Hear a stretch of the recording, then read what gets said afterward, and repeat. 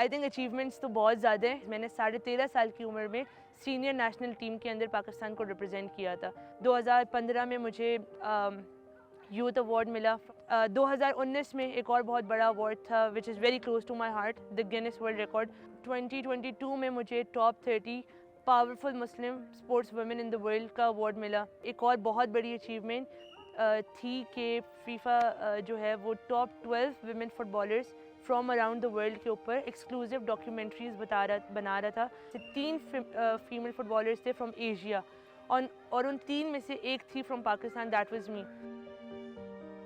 میرا نام ابیحہ حیدر ہے. میں Pakistan national women football team سے تعلق رکھتی ہوں.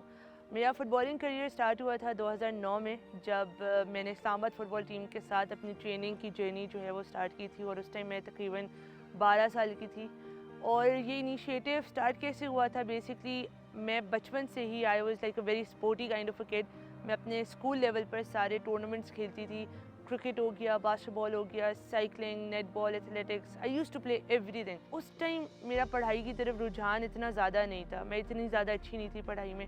تو میری مدر نے بیسکلی انہوں نے اپنے کولیگ سے یہ بات سنی کہ نا اسلام آباد جناح اسٹیڈیم میں ویمن فٹ بال ٹیمز کے ٹرائلز سٹارٹ ہو رہے ہیں. 2009 کی بات ہے. میں جب گئی اپنے ٹرائلز دینے جناح اسٹیڈیم اسلام آباد کے اندر, تو the coach came to my parents and he was like کہ اس کو آدھے سے زیادہ گیم آتا ہے, اور یہیں سے نا ہم اس کی proper footballing journey start کریں گے. جب میرے پیرنٹس نے ریلیٹیوز میں بتایا, رشتہ داروں میں بتایا کہ یہ ہم نے ابیحہ کو فٹ بال اکیڈمی جوائن کروائی ہے, تو وہیں سے نا all that negative comment started coming in کہ یار لڑکی ہے, معاشرہ دیکھو خراب ہو جائے گی, خاندان کا نام خراب کر دے گی, میل ڈومینیٹڈ اسپورٹ ہے. My cousins used to laugh at me. Parents were very supportive, تو وہ مجھ تک یہ نیگیٹو کامنٹس نہیں لے کر آتے تھے, وہ مجھے نہیں بتاتے تھے. I started listening to those comments.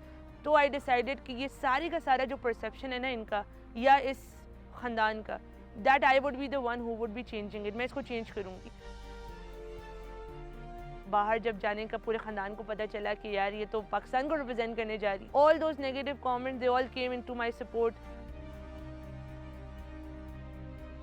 The main problem for women in Pakistan is basically a safe environment.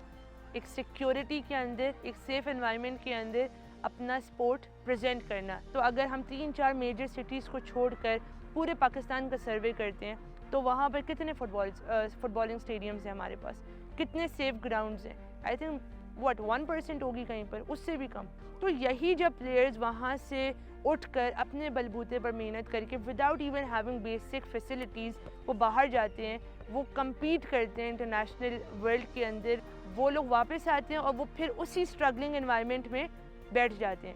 وہی ان کا ہر دن کا دھکے کھانا ہوتا ہے, وہی لوگوں سے بچ بچا کے ٹریننگ پہ جانا ہوتا ہے, وہیں کوئی کونے میں کوئی گراؤنڈ کی ایسی اسپیس ڈھونڈنی ہوتی ہے جدھر وہ سیفلی ٹرین کر سکیں. تو پھر آپ کیسے کہہ سکتے ہیں کہ پاکستان دوسرے اسپورٹس میں میڈلز اور ٹرافیز نہیں لے کے آ سکتا. So what inspired me of starting my own football academy, I think یہ ڈریم بہت پرانا تھا. یہ ڈریم اسی ٹائم کا تھا جب more or less میں نے خود فٹ بال اسٹارٹ کی تھی. آپ دیکھتے ہیں کہ کہاں پہ آپ کو وہ سپورٹ نہیں مل رہی جو شاید اگر آپ کو اس ایج پہ مل جاتی تو you might have become a much better version of your own self. So I think there were multiple things going on at the back of my mind جس نے مجھے فورس کیا, انسپائر کیا بیسکلی کہ میں یہ فٹ بال academy بناؤں.